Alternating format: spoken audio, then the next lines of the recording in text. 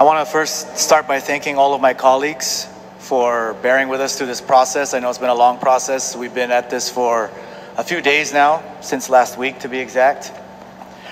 There's been a lot of different data that's been put out there and different studies cited, and I echo the prior speaker's sentiments, and Senator Regine Lee, who mentioned that there's bad data and there's good data. So I want to cite some of the good data that I've come across and refute some of the bad data that's being put out there. For example, crime rates have dropped in some states that have legalized it, specifically in the state of Washington. And this is according to the Journal of Economic Behavior and Organization, a peer-reviewed journal. And I'll quote from that journal. It says, quote, "We exploit the staggered legalization of recreational marijuana enacted by the adjacent states of Washington at the end of 2012 and Oregon end of 2014, combining county-level differences and spatial regression discontinuity designs. We find that the policy caused a significant reduction in rapes and property crimes on the Washington side of the border in 2013 to 2014 relative to the Oregon side and relative to the pre-legalization years."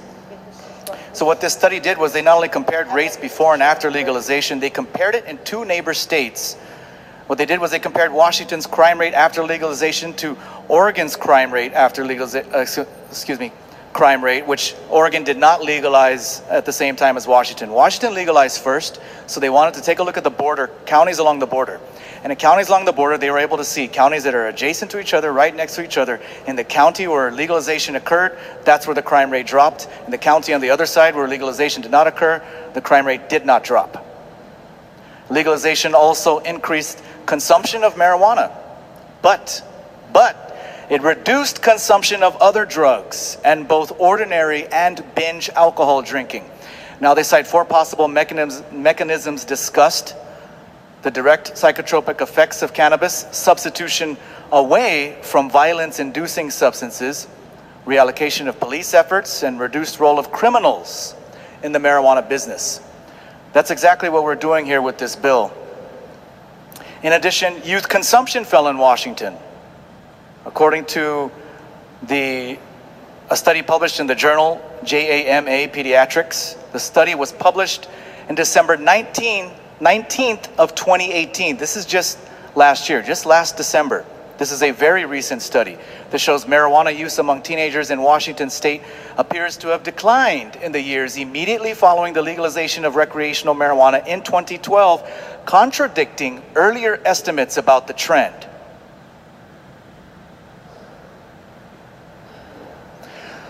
There's been a lot of talk about GVB and tourism and how this would affect tourism. GVB has come out and said that they are concerned. They want more time to do a study.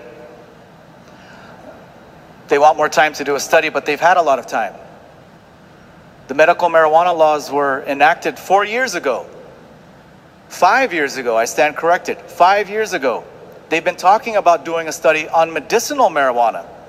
I found articles on GUAM, the Daily Post, that mentioned a group from Japan coming to Guam in 2017 that met with numerous officials asking to be allowed to participate in Guam's medical marijuana program because it's illegal in Japan. All the island's media covered this. I found articles on KOM, I found articles on PNC, I found articles in PDN. It was touted at that time as a way to boost tourism. And GVB was quoted saying they were supposed to begin studying it. They still haven't. All they did were make some phone calls. Here's a quote from that Post article, the Daily Post. Potential Japan visitor growth. Maeda estimated that a potential 250,000 Japanese tourists would visit Guam each year if marijuana were legalized for recreation in addition to medical purposes. The JMMA also offered to advertise Guam as a medical marijuana destination. We've been talking about this forever. How come they haven't done their study? This study, I think it's a stall tactic. It's just another stall tactic. This entire process has been mired and riddled in stall tactics. Stall tactic after stall tactic after stall tactic.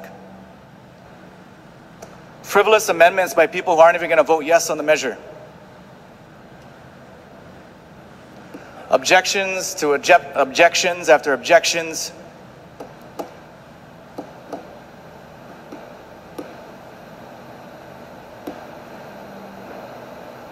Protests.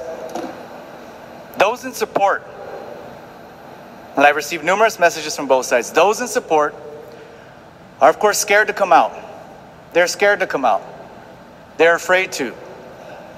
But I submit two pieces of evidence. The first is an online poll that was conducted by a group that's opposed to the measure. And the online poll, last I checked, had around 600 to maybe 700 signatures. A poll in support of the measure has garnered, the last time I checked, 2,985 signatures. Boom, bitches. 2,985. It's almost at 3,000 signatures. When I shared that poll on my Facebook page on Friday, there were 20 signatures. So since Friday, it's garnered 2,985 signatures since Friday morning. Well, I'm sorry, minus 20. So 2,965 signatures since Friday.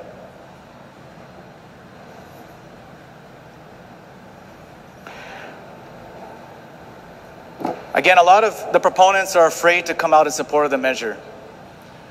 And although there has been opposition to the measure, I believe those who are in support of the measure are greater. I believe there's more. And I cited before, there are Gallup polls in the US mainland that show 66%. 2/3 of Americans approve of this. 2/3. 2 out of 3 ain't bad.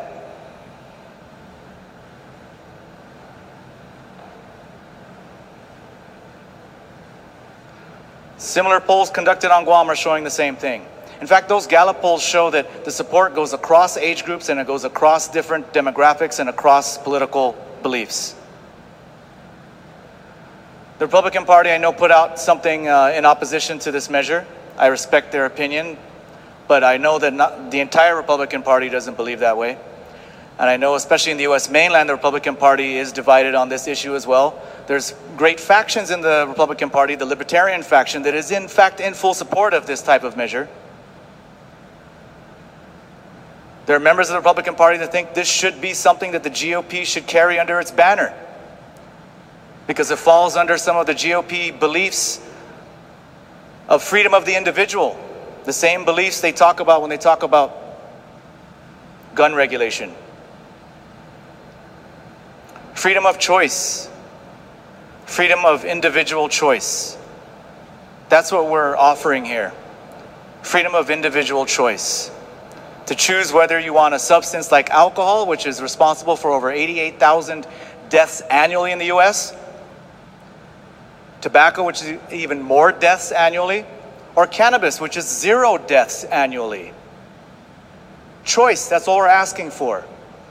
Individual freedoms, individual liberties, civil liberties. I'll admit the opposition has come out strong in these past few days. A little bit too orchestrated, if you ask me. It didn't seem as grassroots as our movement. But I don't have any direct proof or evidence, just gut instinct. Very organized opposition. They threw everything at me, including the kitchen sink.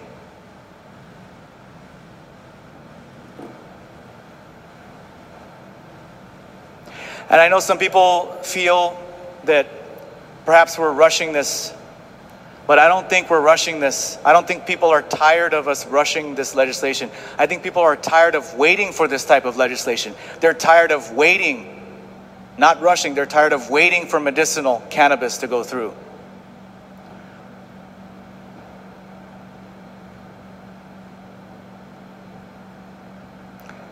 I know this is a difficult decision for many to make, so I know a lot of people didn't want to make the decision.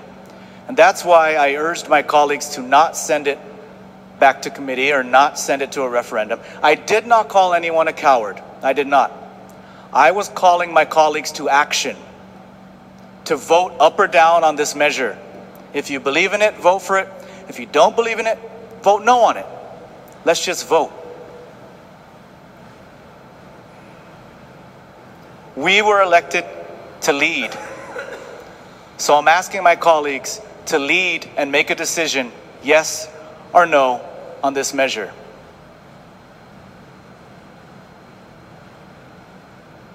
With that, Madam Speaker, I motion to place this bill in the voting file with the recommendation to pass. On that motion to put on the voting file without any objection.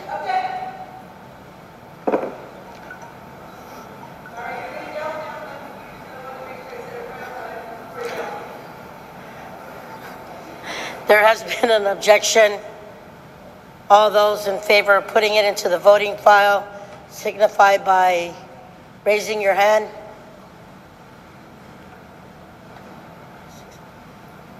Motion carries. Ladies and gentlemen, we still have 3 more bills on the agenda. It is 7:35 right now. We have bill number 34, 42, and 29. Bill number 30.